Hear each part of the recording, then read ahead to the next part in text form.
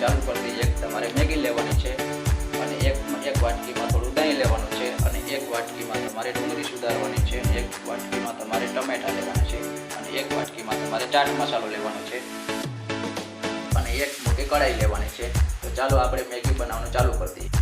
ચાલો મિત્રો, આપણે ગેસ ઉપર મેગી શેકવાનું ચાલુ કરી દીધું છે। જ્યાં સુધી મેગી ના શેકાય ત્યાં સુધી આપણે મેગી આવી રીતના ચમચો હલાવવા રાખવાનો છે, જેથી કરીને મેગી કઢાઈમાં ચોટી ન જાય।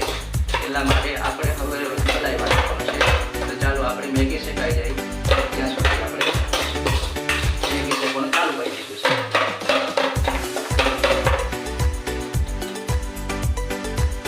તો ચાલો મિત્રો, આપણે મેગી એકદમ શેકાઈ ગઈ છે। હવે આપણે તેમાં નાખશું આપણે થોડો ચાટ મસાલો।